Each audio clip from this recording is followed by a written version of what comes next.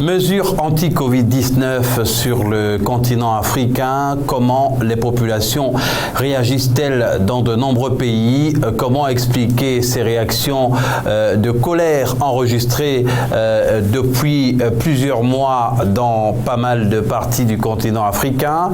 C'est de cette question que nous allons discuter ce soir en compagnie de nos invités qui se trouvent d'abord pour Siaka Coulibaly qui est politologue au Burkina Faso, à Ouagadougou précisément, la capitale du pays des hommes intègres. Bonsoir Siaka Coulibaly.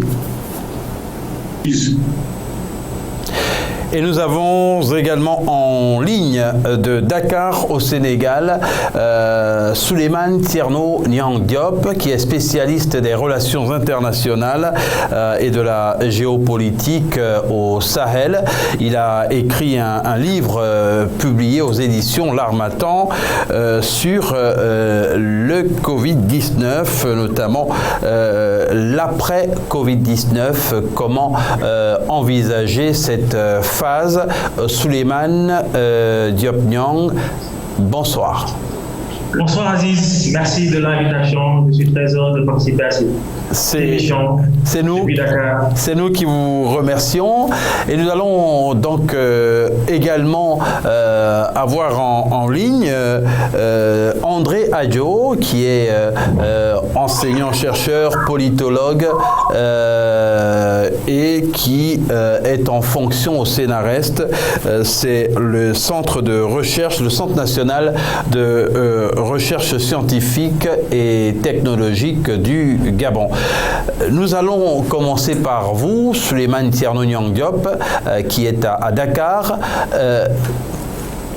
On a dans cette phase, pour la première phase de la lutte contre le Covid-19, du moins pour la première vague, enregistré des bruits un peu sourds et qui se sont aggravés au fur et à mesure que le temps a passé. Est-ce à dire que les populations, notamment au Sénégal, n'ont pas du tout apprécié ou bien ne se sont pas du tout adaptées à cette nouvelle façon de vivre? Écoutez, je pense que fondamentalement, cette pandémie-là est venue déstructurer toutes nos habitudes, c'est normal. Nous sommes dans un continent très particulier où nous aimons nous parler, nous toucher, nous aimons être dans la chaleur de nos relations. Et une pandémie survient et nous demande une certaine distanciation sociale, ou bien une distanciation physique. Mais cela fondamentalement choque, et parce qu'on n'est pas habitué à tout cela.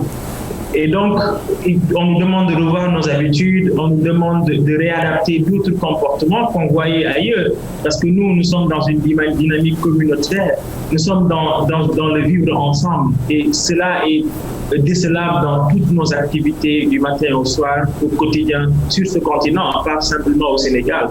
Et c'est pourquoi c'était très mal, comment dirais-je, accepté par les populations de changer d'habitude. Et l'autre chose aussi qu'il faut soulever, c'est que lorsque cette pandémie-là est survenue dans le monde, il y a eu une narration assez condescendante à l'endroit de l'Afrique et qui venait des voix audibles de l'autre côté, qui disaient que l'Afrique doit se préparer au pire parce qu'il y aura un désastre. Et ce sont des voix audibles, notamment le directeur général de l'OMS et même plus haut, le secrétaire général de l'ONU, Antonio Guterres. Et donc ces réactions-là à l'encontre de ce continent n'ont pas été très bien appréciées par les masses africaines. C'est pourquoi on s'est dit, écoutez, cette maladie-là, vous disiez au départ que ce serait une maladie africaine, mais le contraire s'est passé et c'est nous en réalité qui sommes inquiets pour vous. C'est aujourd'hui nous qui regardons des milliers et des milliers d'Européens, d'Occidentaux si vous voulez, en train d'être décimés par cette maladie-là. Et donc l'inquiétude a changé de bord pour la première fois dans ce monde. Les Africains ne sont plus cloués au pilori, au contraire, c'est eux qui regardent une situation se passer de l'autre côté. Et toutes ces lectures-là, il faut les avoir pour comprendre cette pandémie-là. Mais encore, qu'est-ce qui se passe? Aujourd'hui, nous sommes dans un continent très compliqué. Nous faisons droit à des difficultés économiques énormes. Et en l'espace d'une pandémie, par exemple, nous avons des mesures calquées parfois sur le modèle européen occidental. Est-ce que réellement nos populations peuvent supporter des couvre-feux ou des confinements alors que nous sommes dans une économie informelle ou une économie noire où la majorité des populations qui sont des jeunes doivent quitter leur maison, doivent quitter leur demeure pour vivre au jour le jour. On leur demande de rester cloîtrés chez eux. Peut-être d'une certaine manière c'est normal parce que comme je l'ai dit, les pouvoirs publics ou en tout cas les leaders sont à un niveau d'information inédit. Il faut avoir une vue assez holistique de la situation. Peut-être que ces mesures éduquées au départ sont de bonne augure dans la lutte contre cette pandémie-là. Mais il faut les accompagner par d'autres mesures aussi économiques qui vont permettre à ces populations-là de ne pas mourir de la faim, mais pas uniquement du coronavirus. Voilà un peu ce que il faut survivre, justement, ne pas mourir de faim. On a vu à l'image, respectivement, Mogadiscio, la capitale de Somalie, où il avait été enregistré pas mal de débordements et même des morts, comme ça a été le cas il y a malheureusement quelques jours au Gabon. Au Gabon, nous allons justement retrouver André Adjo, on le rappelle, qui est politologue et enseignant au CNRS, le Centre national de recherche scientifique et technologique.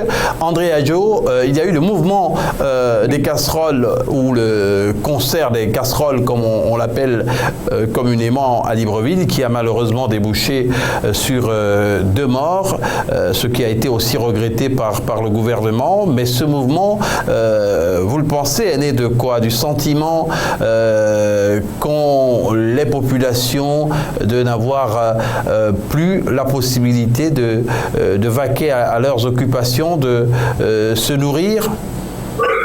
Bien, le mouvement de casserole qui a lieu depuis un temps au Gabon, de mon point de vue,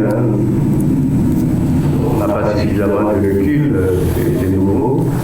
C'est un moyen d'adaptation. Le contexte juridique, en ce qui concerne les libertés civiles et politiques, ne va pas souvent dans le sens du libéralisme constitutionnel qui pose au cœur de cet instrument-là la question fondamentale de l'état de droit. Et donc, je me dis, à ce stade de l'observation du phénomène, que c'est un moyen d'adaptation pour échapper justement à ces instruments qui se retrouvent dans l'appareillage, les différents instruments juridiques que le Gabon mobilise en ce qui concerne les libertés civiles et politiques. Il y a bien évidemment un message, c'est celui d'exprimer plus qu'une réserve par rapport aux mesures prises, notamment le couvre-feu à 18h. Et au-delà de ça, il y a certainement, chacun ayant ses propres motivations et profitant des circonstances, il y a certainement d'autres messages, d'autres moyens d'exprimer, de mécontentement concernant d'autres réalités que les populations subissent, mais c'est encore trop tôt pour aller plus loin dans l'analyse, en tout cas en ce qui me concerne.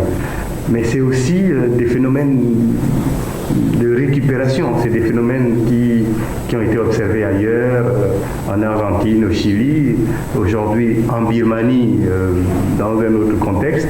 Et donc, un certain nombre de compatriotes gabonais ont estimé que c'était une forme qui convenait par rapport à la circonstance.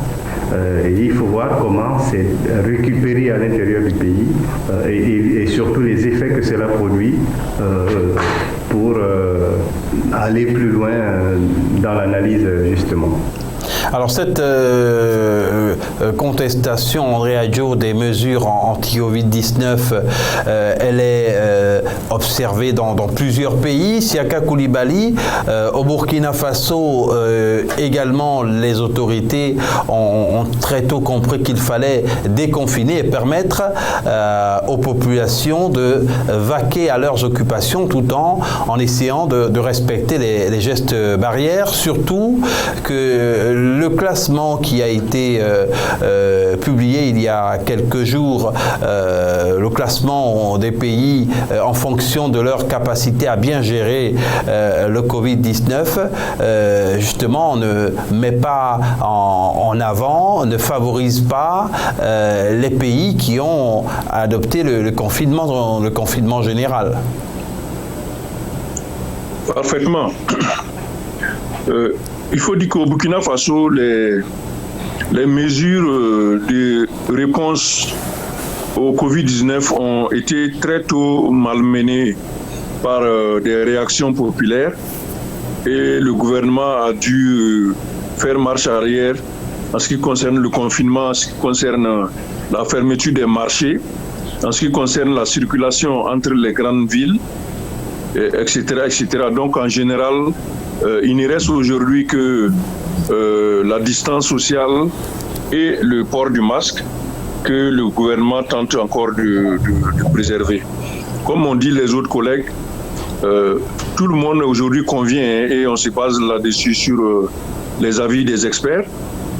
L'impact réel du Covid sera beaucoup plus que le côté sanitaire, et ce sera le côté social et le côté économique. Donc tout le monde convient de ça aujourd'hui et c'est ce que les Africains expriment en disant nous sommes tous les temps confrontés à des maladies, nous faisons face à ces maladies quotidiennement.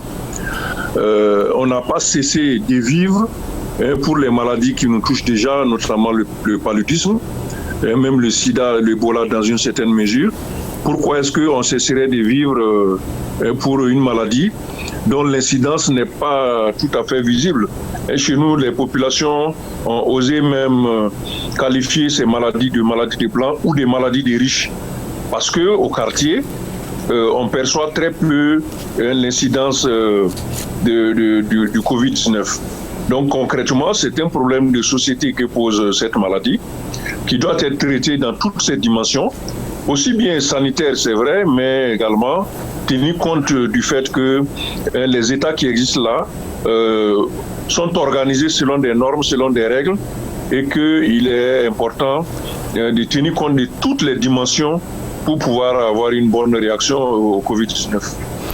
Il faut tenir compte de tous les éléments du puzzle pour pouvoir arriver à apporter la réponse qui sied. On l'a souligné tantôt au Burkina Faso comme au Sénégal.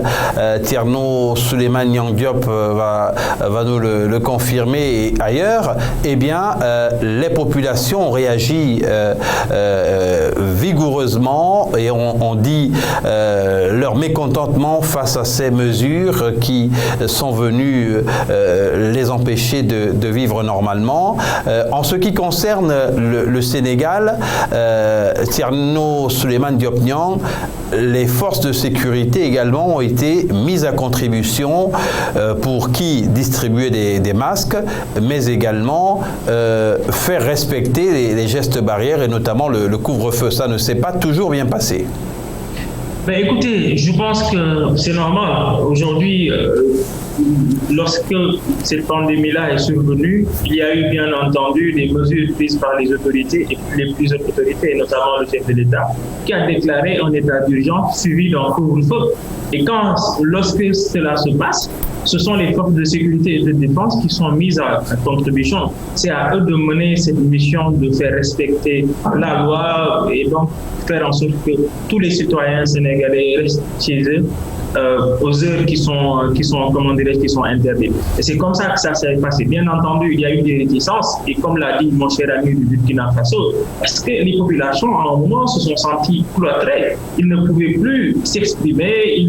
Ils se disaient que, écoutez, il y a tellement eu de maladies sur ce continent-là, je pense que même nous sommes dans une précarité temporelle ou bien intemporelle, si vous voulez. Tous les jours, nous faisons face ou nous dealons avec des maladies comme le paludisme, la grippe, etc., etc. Et pourtant, nous arrivons à survivre. Donc, pourquoi cette maladie-là doit nous empêcher de survivre alors qu'on nous dit de vivre avec cette maladie-là? Donc, ça a été très compliqué. Et je pense que c'est pourquoi, à un moment, les forces de défense et de sécurité ont adopté une autre pédagogie, celle-ci de parler avec les populations, de les sensibiliser, oui, bien entendu, de leur donner des masques, parce que je pense qu'il ne fallait pas, comment dirais-je, appliquer la force.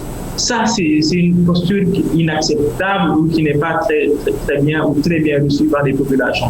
Donc, je pense que fondamentalement, et comme l'a dit mon ami du Burkina Faso, nous sommes certes en face d'une pandémie, mais la réponse, elle est multidisciplinaire. Il s'agit de santé, pas simplement de médecine. Et quand on parle aujourd'hui de santé, il s'agit fondamentalement de politique, de société. Peut-être que Djibril Diakhaté, qui va entrer plus tard en scène, va en parler, parce qu'aujourd'hui, le coronavirus ou cette pandémie-là est en train de déstructurer plusieurs secteurs. Au-delà de la santé, elle est en train de mettre à genoux une économie, elle est en train de déstructurer le tissu social africain dans beaucoup de pays. Et on ne s'y retrouve plus. C'est pourquoi il faut d'ores et déjà des solutions. Et pour apporter des solutions, il faut comprendre la sociologie de nos pays, de nos États, la manière de fonctionner. Est-ce que fondamentalement, nous fonctionnons comme les Occidentaux, comme les États européens? Moi, je dis que non. Donc, quand on doit adapter des solutions, il faut les adapter selon nos réalités. Et c'est véritablement l'un des combats qu'il faut gagner à moyen terme, mais peut-être sur le long terme après cette pandémie-là. Parce que l'homme est plus fort pour moi. On va sortir de cette pandémie-là. D'ailleurs, elle ne fait pas beaucoup de dégâts comme escompté au départ sur ce continent-là. Et Dieu merci. Je pense qu'aujourd'hui, nous devons nous mettre dans une logique de préparer cette crise-là. Et moi, je l'ai dit dans mon dernier livre, je dis que cette pandémie-là, malheureusement, on ne l'a pas saisi, a été une aubaine pour l'Afrique. Ça aurait pu nous aider à nous reconcentrer sur nous-mêmes, à identifier des priorités sur lesquelles nous devons déployer toute une énergie pour développer beaucoup de choses. Aujourd'hui, par exemple, regardez, on va encore acheminer des vaccins sur ce continent-là pour vacciner nos populations. On n'est même pas capable, encore une fois, de mettre sur place ou bien de mettre en œuvre une industrie du vaccin capable de vacciner nous-mêmes. Aujourd'hui, c'est aussi l'autre souci des populations. Est-ce que ces vaccins-là qui vont venir sont fiables? Pourquoi ces Européens-là sont soudain généreux à notre endroit? Alors, le vaccin, on le rappelle, qui est devenu un enjeu diplomatique et politique.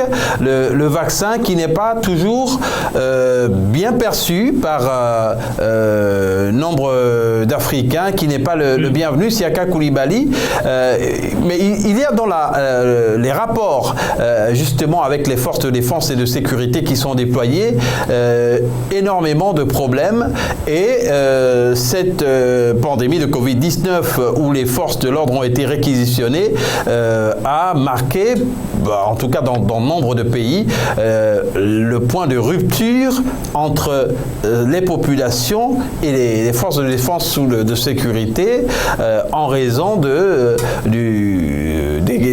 rapports heurtés et peut-être de problèmes de communication, de pédagogie. Absolument.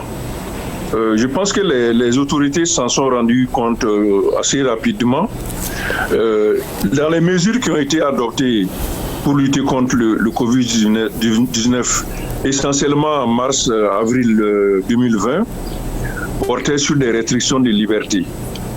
Il faut dire que ces restrictions de liberté, la plupart sont difficiles à appliquer par les forces de défense et de sécurité. Le plus simple pour eux, ce sont les couvre-feux, parce qu'au couvre-feu, la plupart des habitants rentrent chez eux et quelques réfractaires sont facilement réprimables par les forces de défense et de sécurité. Mais quant au confinement, si on demande de faire un confinement général et que dans la journée, tout le monde est dans la rue en train d'évacuer à ses occupations, il devient extrêmement difficile pour les policiers, même accompagnés des militaires, de faire régner l'ordre en ce moment-là. Donc c'est pour ça que globalement les mesures n'ont pas pu être appliquées, parce qu'il y a une réaction assez générale de la population, et notamment pour aller dans les marchés et aussi pour circuler entre les centres urbains. Pour ce qui est de la question de la vaccination, il faut dire que la plupart du temps, les vaccinations en Afrique, je pense que les pays ont les mêmes réalités, sont subventionnées par le gouvernement qui fait vacciner les populations gratuitement, souvent avec l'aide des institutions internationales comme l'OMS, etc. Donc, si on disait qu'il faut que chacun achète son vaccin, on aurait un échec cuisant directement sur cette question-là. Et la polémique qui a eu lieu sur le Covid-19, en disant, enfin, les thèses complotistes qui ont circulé très largement, il faut le reconnaître aujourd'hui, ont créé une psychose des populations sur tout ce qui concerne les vaccinations. Et on aura l'occasion de consacrer un débat à la vaccination contre le Covid-19 sur le continent africain. En ce qui concerne André Adjo, le déploiement des forces de défense et de sécurité pour aider à faire respecter les gestes barrières, ça ne se passe pas toujours bien, et ce n'est pas qu'au Gabon où les forces de l'ordre ont été accusées après qu'il y a eu 2 morts, après les 2 morts enregistrés, que ces heurts ont éclaté. Il y a aussi la Somalie, l'Afrique du Sud, le Nigeria et bien d'autres pays. La question des forces de sécurité et peut-être de défense, puisqu'il y a aussi une question de frontières qui se pose, est fondamentale. La question n'est pas tant leur utilisation. Nous avons vu en Corée du Sud, en Chine, en France, aux États-Unis et ailleurs, des forces de sécurité être mobilisées. En Italie, pour ne citer que ces pays-là en Occident, mais nous avons aussi vu en Afrique du Sud, au Kenya, au Sénégal, les forces de sécurité, au Gabon, les forces de sécurité et de défense jouaient ce rôle-là de soutien aux mesures gouvernementales, puisqu'il y a une part de sécurité. Mais ce n'est pas tant au niveau des missions de sécurité en tant que telle. C'est l'approche. Si l'approche est répressive, de mon point de vue, compte tenu du contexte social assez volatile, ce sera contre-productif. Je pense qu'il faut redéfinir les missions, faire en sorte que les forces de sécurité et de défense se rapprochent, et c'est aussi une opportunité pour recréer le lien, se rapprochent des populations pour que ensemble, et ça il faut réfléchir, il n'y a pas de solution comme ça magique, mais si ceux qui sont concernés, ceux qui prennent la décision, les différentes administrations, etc., s'asseyent pour réfléchir à une stratégie qui est comme objectif, entre autres, de recréer le lien, je pense qu'il n'y aura pas de problème à avoir, de la part de la population, à avoir les forces de l'ordre et de sécurité et circuler dans les différentes villes d'Afrique. Donc c'est au niveau de l'approche qu'il faut travailler, parce que si on donne l'impression d'être dans l'auto-répressif, de mon point de vue, on n'ira pas trop loin. Et là encore, on va créer d'autres problèmes là où on recherchait une solution. Donc, le principe de l'utilisation des forces de sécurité en temps de pandémie n'est pas en soi un problème, c'est plutôt l'approche qui me semble être un problème dans bien des pays d'Afrique. Un tout répressif contre-productif, vous venez de le noter, André Adjo.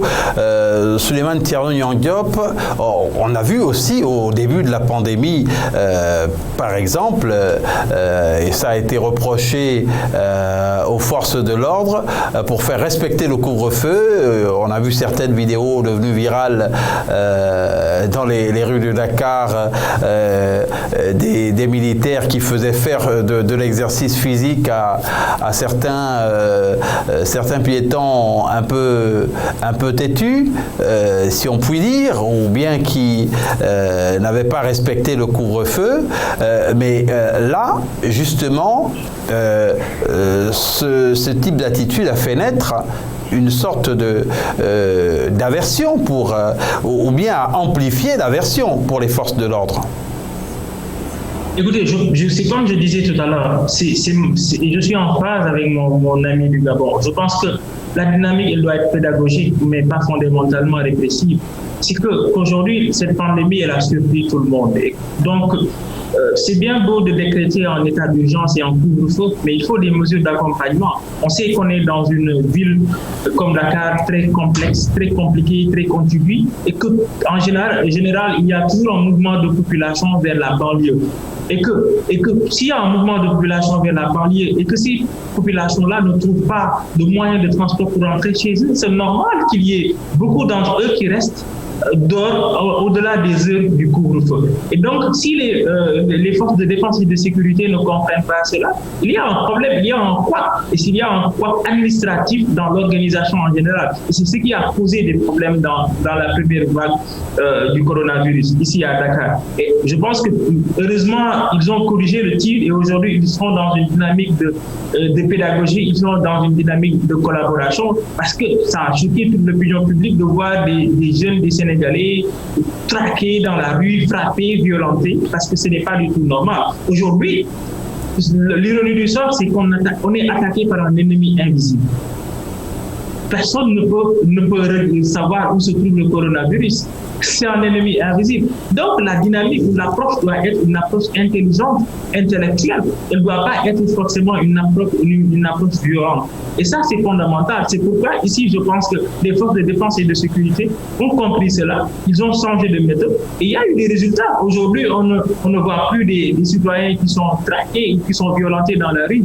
À l'heure du couvre-feu, tout le monde rentre chez lui tranquillement. Et c'est cela qu'on attend des forces de défense et de sécurité parce qu'ils ont un rôle crucial à jouer. Aujourd'hui, les mesures qui ont été édictées, je le pense fondamentalement, peut-être ne sont pas les meilleures mesures à faire, mais peut-être elles sont normales. Elles peuvent aider à neutraliser la floraison ou bien la propagation de ce virus-là. Voilà ce que je voulais dire. Et bon, je remercie sincèrement l'invitation. Je pense que je dois prendre congé de l'Assemblée parce que j'ai des activités. En tout cas, merci d'avoir été disponible, Tierno Souleymane Diop-Niang. Je rappelle que vous êtes spécialiste en relations internationales et en géopolitique et que vous avez également publié un livre sur le Covid-19, sur la situation post-Covid aux éditions L'Harmattan. Nous poursuivons avec Siaka Coulibaly qui est au Burkina Faso. On rappelle que pour la première partie de cette émission, eh bien, nous traitons des conséquences socio-économiques de ces mesures anti-Covid sur les populations, des mesures anti-Covid qui ont été prises dans plusieurs pays, d'abord pour la première vague et depuis quelques semaines pour la seconde vague. Et on a enregistré, on le rappelle, au Gabon avec le concert ou bien le tapage de casseroles initié il y a quelques jours, une dizaine de jours par des activistes. Eh bien, on a enregistré 2 morts par balle. Pour l'instant, l'enquête n'a pas encore situé les responsabilités, mais il y a eu un doigt accusateur porté sur les forces de l'ordre et de sécurité qui ont été bien sûr accusées par les populations d'avoir fait un usage abusif de la force. Il y a eu également les réactions de la hiérarchie pour le cas du Gabon pour indiquer qu'une enquête a été ouverte. Pareil pour le procureur de la République. Siaka Coulibaly, on a vu aussi au mois de mars, pendant le jeûne du mois de Ramadan en Somalie, des manifestants se faire tirer dessus par la police le soir parce que le couvre-feu n'était pas respecté et donc il fallait absolument tenir en respect tout le monde. Ce sont quand même des images qu'on a surtout vues sur le continent africain. Oui, je pense que sur la question de la répression, globalement, les autorités africaines, à mon sens, n'ont pas beaucoup travaillé à faire en sorte que les mesures adoptées puissent réellement respecter le cadre des politiques publiques habituelles, à savoir être efficaces et surtout convenir au milieu, au contexte dans lequel les mesures sont adoptées. Et les autorités africaines ont reproduit les mesures qui sont adoptées dans les pays occidentaux. Et ça leur a été reproché? Oui, sans tellement les adapter au contexte qui prévalait. Vous savez, en Europe, je prends l'exemple de la France, les chiffres apparaissent tous les jours pour dire que pendant les différents confinements, l'épargne des Français a augmenté. Ça veut dire que comme ils n'ont pas pu sortir pour faire les dépenses, ils ont pu augmenter leur épargne, l'argent qu'ils devaient dépenser. Mais vous imaginez qu'en Afrique, l'existence est quasi quotidienne pour la très grande majorité des habitants des villes, y compris les capitales. Donc comme c'est une existence quotidienne, l'argent qui doit servir à vivre doit être gagné au jour le jour. Donc il fallait tenir compte de ce contexte-là, sans minimiser aussi le mental africain sur la relation avec l'autorité. Et chaque fois qu'il y a eu besoin de faire recours à l'autorité par la force armée, eh bien, en Afrique, il y a eu des résistances telles qu'il y a eu des débordements, comme les cas que vous citez là. C'est pour ça que j'estime qu'il n'y a pas eu suffisamment de mûrissement des mesures pour les adapter aux pays africains, ainsi bien que ça a donné les résultats que vous êtes en train de noter par-ci et par-là. En tout cas, des mesures qui sont à revoir, puisque de façon quasi unanime, eh bien, les populations à travers le continent africain et même au-delà, même si on circonscrit à l'Afrique, eh bien, ont rejeté de façon énergique ces différentes mesures. Nous allons conclure avec cette première partie qui a donc été consacrée aux conséquences socio-économiques de ces mesures anti-Covid-19 dans nombre de pays africains. Siaka Coulibaly, il y a une année 2020 qui a été très difficile pour les populations. Vous l'avez souligné tantôt, les gens ont besoin de vivre au jour le jour. Ce sont donc des économies informelles. On est peut-être mal parti pour l'année 2021 ?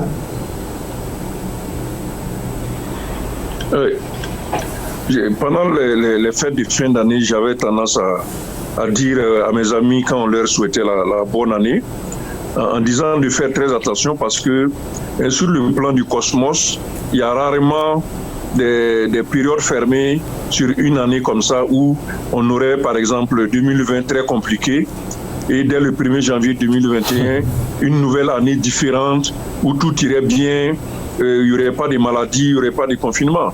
Donc sur le plan de la durée, il sera assez difficile d'isoler 2020, si bien que pour moi, l'essentiel des difficultés qui ont été rencontrées en 2020 vont encore se poursuivre en 2021. Et sur le plan économique, vous voyez que les experts prédisent pour la plupart les reprises des économies. Ils ne commencent pas avant 2022, 2023 en allant. Ce qui veut dire que l'année 2021, pour le moins, va recevoir les grandes conséquences, les grands reculs de l'année 2020. Les mesures qui ont été adoptées, on va les constater en 2021, notamment les taux de croissance, les produits intérieurs bruts, les niveaux de protection sociale dans les différents pays, etc., etc. Donc pour moi, l'année 2021, on doit serrer les ceintures, peut-être même un peu plus qu'on l'a fait en 2020. André Adjo, ces mesures finalement ont une efficacité relative, pour ne pas dire que l'efficacité n'a pas du tout été au rendez-vous lorsqu'on dresse un petit bilan des pays qui ont été les plus durs, surtout en termes de confinement. Bien, il faut se souvenir du début de la pandémie. Il y avait des craintes qui avaient déjà été, qui se manifestaient déjà à l'époque, notamment par rapport aux implications des mesures telles que le confinement, le couvre-feu, sur la condition socio-économique des populations les plus faibles à l'arrivée de la pandémie en Afrique.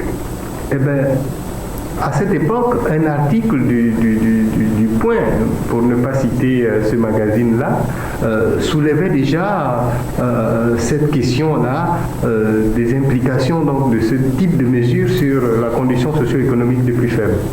Et le cas du Kenya avec le bidonville de Kibera. Vous savez que Nairobi, c'est 60% des populations qui vivent dans les bidonvilles. Absolument. Le cas de l'Afrique du Sud, du Gabon, du Sénégal, du Nigeria.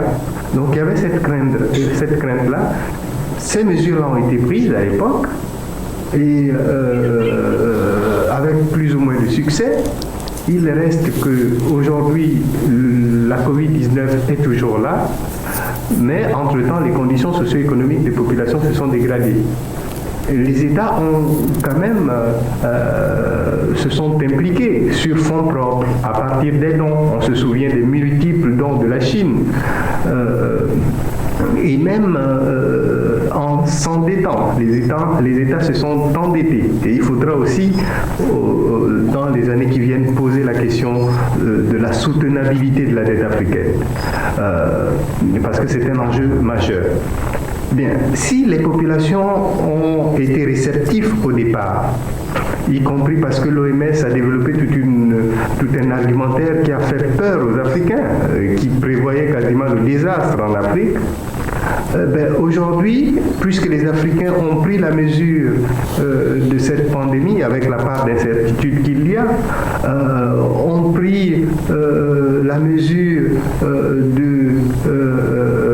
la part de risques aussi liés à cette pandémie, se sont rendus compte que la condition socio-économique qui est la leur face à la pandémie, il fallait un certain équilibre. Aujourd'hui, ces populations-là sont moins réceptives et il y a un décalage entre la vision des gouvernants et la condition des populations très clairement. La grande question qui est posée aujourd'hui, c'est est-ce que finalement le remède n'est pas de nature à être plus redoutable que le mal. C'est la grande question qui se pose, étant entendu que c'est un article de la revue de Nature qui postulait que dans les années qui vont arriver, la question de la Covid-19 se posera en termes endémiques. Et donc, c'est une question de gestion. Et donc, un peu comme les changements climatiques, comment les Africains vont s'adapter à cette pandémie-là. Est-ce que le rythme de confinement, couvre-feu est soutenable dans le temps? Est-ce qu'il ne faut pas changer de stratégie, une stratégie qui aille davantage dans le sens de l'adaptation? Et donc ces manifestations-là se justifient simplement par le fait que les populations aujourd'hui, constatant que les conditions de vie se dégradent, parce que les États ont du mal à soutenir les actions qui sont, ou les décisions qui sont prises dans le sens des restrictions, notamment des libertés, parce que c'est aussi un instrument de lutte contre cette pandémie-là, eh bien, les populations font la part des choses et manifestent leur mécontentement parce que ça fait un an, une année que ça dure, et bien c'est un peu moins accepté aujourd'hui. Siaka Coulibaly, nous allons glisser dans la deuxième partie de cette émission avec en introduction les craintes du secrétaire général de l'ONU, Antonio Guterres, qui a prononcé un discours qui fera date ce 22 février à la Commission des droits de l'homme de l'ONU, où il estime que pour de nombreux pays, la pandémie de Covid-19 est le prétexte pour mettre en place un tout répressif et étouffer les libertés. Peu de temps après notre rassemblement de l'année dernière, le Covid-19 a déferlé sur la planète. La pandémie a mis en évidence les liens qui unissent notre grande famille humaine, mais aussi ceux qui relient les droits humains dans toute leur diversité, qu'ils soient civils, culturels, économiques, politiques ou sociaux. Le Covid-19 a non seulement creusé les fossés qui nous séparent, aggravé les vulnérabilités et renforcé les inégalités, mais aussi ouvert de nouvelles lignes de faille, y compris en termes de droits humains. Le virus s'attaque aussi aux droits politiques et civils et ruine davantage encore les espaces civiques d'expression. Brandissant la pandémie comme prétexte, les autorités de certains pays ont pris des mesures de sécurité sévères et adopté des mesures d'urgence pour réprimer les voix dissonantes, abolir les libertés les plus fondamentales, faire taire les médias indépendants et entraver le travail des organisations non gouvernementales.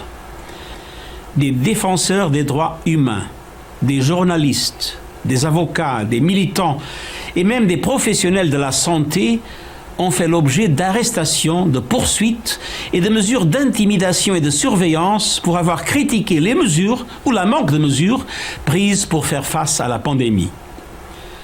Les restrictions liées à la pandémie servent d'excuse pour miner les processus électoraux, affaiblir les voix des opposants et réprimer les critiques. L'accès à des informations vitales a parfois été entravé, tandis que la désinformation mortelle a été amplifiée, y compris par quelques dirigeants. Aucune atteinte aux droits humains n'est plus répandue que l'inégalité de genre. Siaka Coulibaly, vous avez suivi certainement avec beaucoup d'intérêt les propos du secrétaire général de l'ONU, Antonio Guterres, sur la situation des libertés dans ce contexte de Covid-19. Un commentaire. Le secrétaire général des Nations Unies, par ses discours, ne fait que confirmer ce que bon nombre d'activistes ont déjà évoqué durant l'année écoulée, à savoir que les mesures de réaction au Covid-19, par leur ampleur, font réfléchir au sens réel poursuivi pour la réponse à cette maladie. Et c'est peut-être cette dimension qui ajoute de l'eau au moulin de ceux qui évoquent les thèses complotistes, parce qu'on se demande pourquoi, pour une maladie, c'est vrai, elle est émergente, mais beaucoup moins létale que la plupart des maladies qui existaient déjà avant elle, des mesures aussi fortes ont pu être adoptées, et surtout les moyens pour mettre en œuvre ces mesures-là sont aussi élevés. Pour pouvoir mettre en œuvre les mesures du Covid-19, l'obligation du port du masque, les confinements, il a fallu adopter des instruments juridiques comme les lois d'urgence, les lois d'état d'urgence, qui sans elles, on n'aurait pas pu faire par exemple les confinements. Vous voyez que le Japon a eu du mal à mettre le confinement en place parce qu'au Japon, il n'existe pas constitutionnellement la possibilité de le faire. Donc, on a mis en place des mesures qui relèvent quand même des situations assez difficiles. Le couvre-feu, par exemple, est une mesure qui relève même de l'état de siège, en fait. Qui relève de l'état de siège, au-delà même de l'état d'urgence. Donc, l'ampleur de ces mesures et les moyens déployés pour les faire respecter a aggravé les déficits de respect des droits humains, en particulier dans les pays africains, et ont été, comme beaucoup l'ont signalé, l'occasion pour les gouvernants de prendre la main, tout simplement, parce que la plupart étaient en difficulté sur des questions sociales, des questions du conflit du travail, des grèves, tout cela a été suspendu pour raison du Covid. Aujourd'hui, la circulation en Afrique de l'Ouest, par exemple, entre les pays par la voie terrestre n'est toujours pas rétablie. On ne peut voyager qu'en avion. Donc, ces mesures-là permettent au gouvernement de reprendre sa définition primaire qui est celle de l'autorité. Or, on avait tendance à évoluer vers beaucoup plus de liberté civile et politique qui affaiblissait les gouvernants, et on allait même dans certains pays vers ce qu'on appelle l'incivisme des citoyens par rapport au respect des normes de l'État. Donc, clairement, comme le dit le secrétaire général des Nations Unies, le Covid-19 a perturbé l'état des droits dans les pays africains et même dans les pays développés, et on est en train d'observer quelles seront les implications et les développements de ces mesures sur les dimensions d'état des droits, les dimensions de la démocratie et aussi du développement dans les pays concernés. André Adjo, la pandémie de Covid-19, en plus d'avoir tout chamboulé, a quasiment détruit les fondamentaux de l'état de droit. Il faut dire par rapport à cette question de l'efficacité des mesures par rapport face à la colère des populations qu'il y a un certain nombre de cueils et d'insuffisances à relever. Premièrement, il y a la question du schéma de gouvernance qui est retenu, qui est un schéma un peu trop directif. En temps de pandémie, c'est davantage les mécanismes d'allégeance qu'il faut susciter de la part d'un certain nombre de corporations, de la part des couches les plus favorisées, pour que le combat donne une allure un peu plus collégiale, un peu plus participative. Or, en donnant l'impression que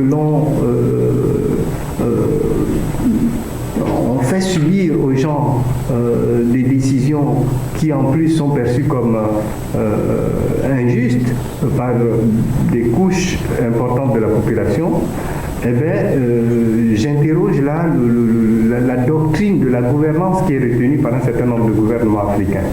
Ça, c'est la première écueil, et d'où d'ailleurs les manifestations.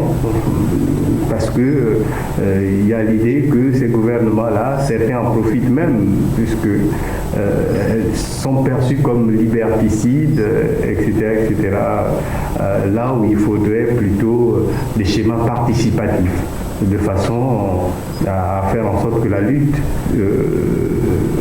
contre cette pandémie-là soit l'affaire de tous.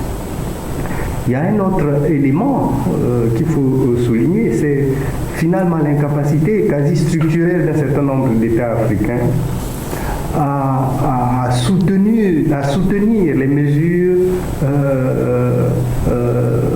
qui sont prises. Je pense que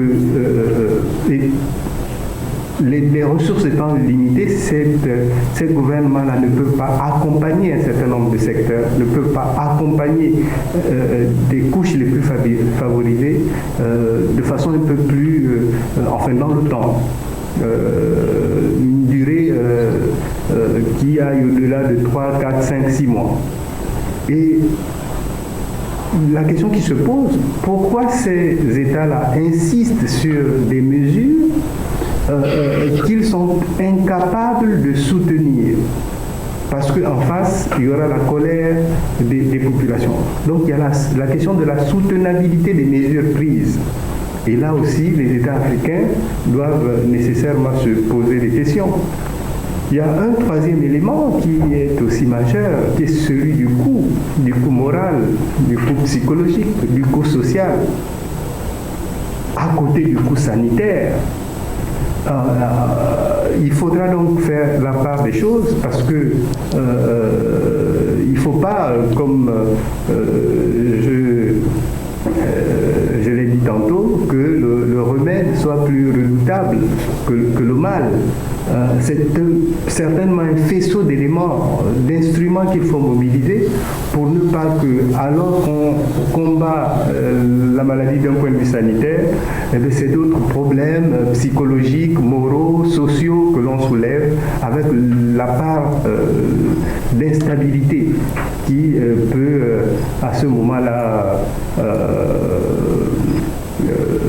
s'installer dans le continent africain. Et donc, face à la colère, il faut certainement marquer un point, faire le bilan et réajuster, mais dans une optique un peu plus participative, un peu plus démocratique.